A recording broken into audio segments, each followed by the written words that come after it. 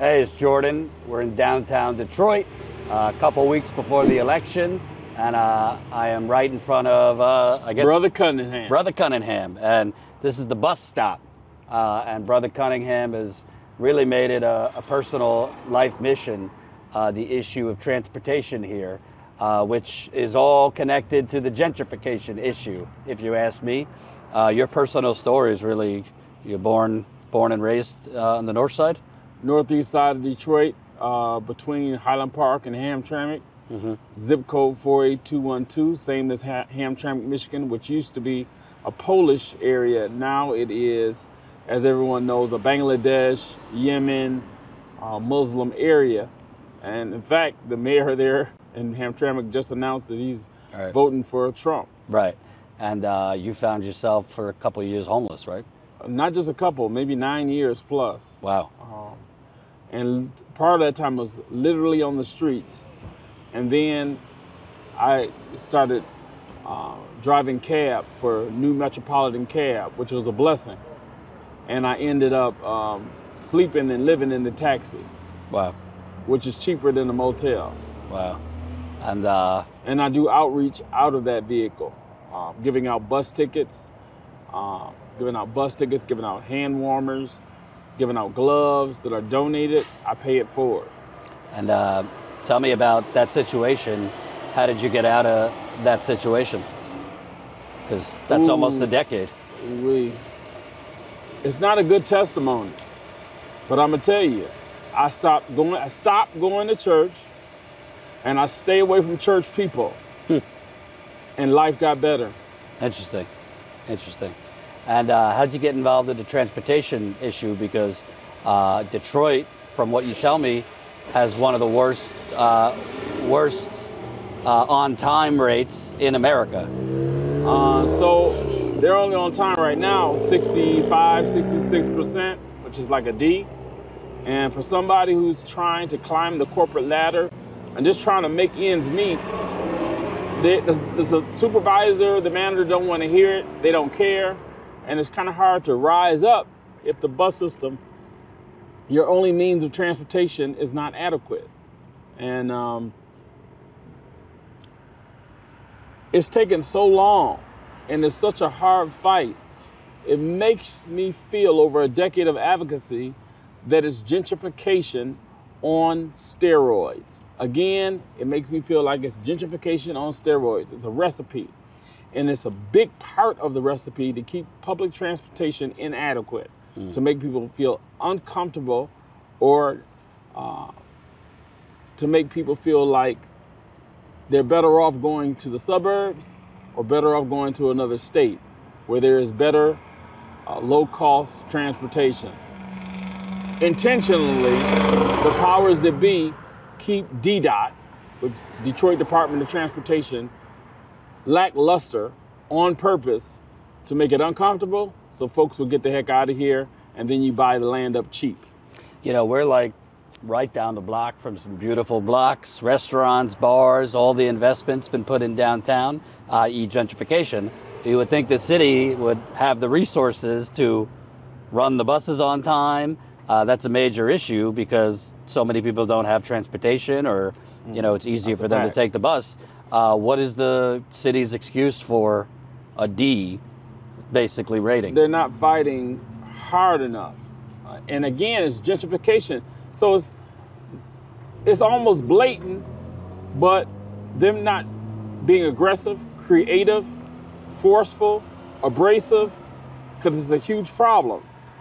And because they're not doing that, it's a sign that it's gentrification on steroids. Is that queue line that's bringing folks from the suburbs to sporting events? No, it doesn't come from the suburbs. It's only, they spent $300 million for maybe 3 miles or 2 miles of track. So starting off in like Midtown and the New Center area, it starts at the Boulevard and Woodward and just goes downtown. That's it. It seems to me that would be taking, you know, whiter, wealthier people to games. That's right. And it's free. It's free. But these buses, that need it. This is a majority black city, so you have a lot of poor black people living paycheck to paycheck. They got to pay for it, and it's not on time. and it's malfunctioning. There you go. You summed it all up. And so I just know that me doing this for so long, I can come up with a conclusion that it is gentrification on steroids. Say it with me, y'all. Say gentrification on steroids. And gentrification on steroids. That's what it is. And you're routinely out here, so you meet folks that take the bus. And they talk to me about it. Tell me about how are they feeling, because it's really, that's a lot of anxiety if you're going to be late to work. They've lost jobs. They've lost jobs. They have lost jobs. And I always wonder why the Call Sam or any of these lawyers haven't done a class action lawsuit against the city of Detroit and the lackluster bus service, because it's causing folks to lose jobs.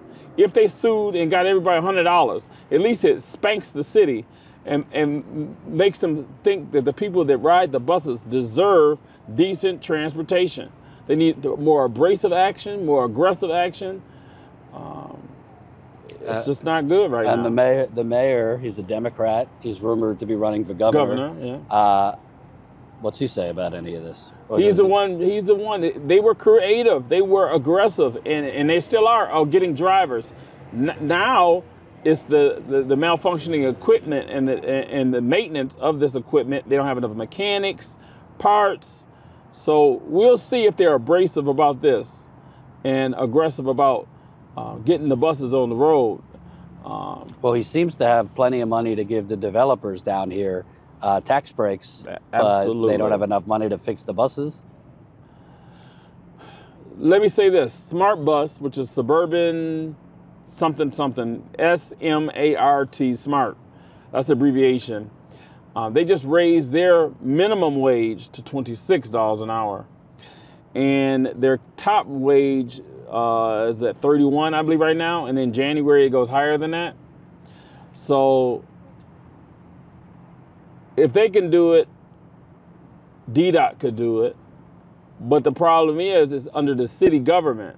It's not under a board or authority. It's under the city government. So the buck stops at the mayor, and he runs the bus system here at DDOT. Mm-hmm. So it's on him. And do you feel like the mayor, Dugan, has made an aggressive effort to fix it? Or do you think he's not in such a rush to fix it because what you're saying is... It's not abrasive enough. It's not. He was creative and grand. I remember years ago under Dan Dirks. Right now it's under Michael Staley, the interim director. But back then, they were short on buses. They got a grant.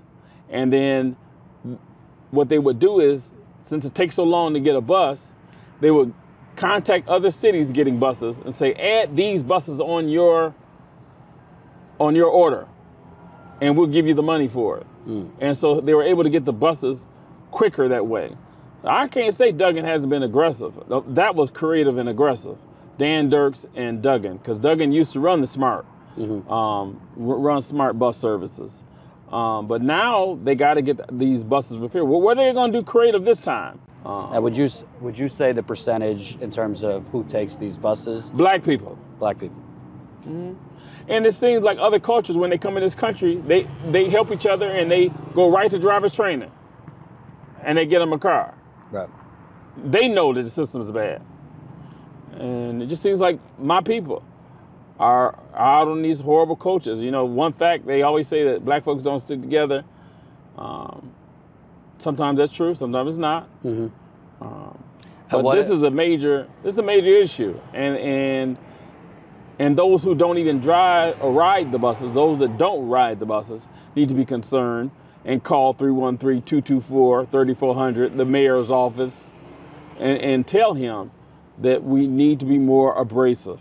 What's the governor's role? She ran on fix the damn roads. Right. She didn't put enough money into public transportation this year. There's a group called Transit Riders United Detroit. We went to Lansing. We talked to the elected officials, went door to door up there. Pretty aggressive steps, and as much as we could do. And yet and still,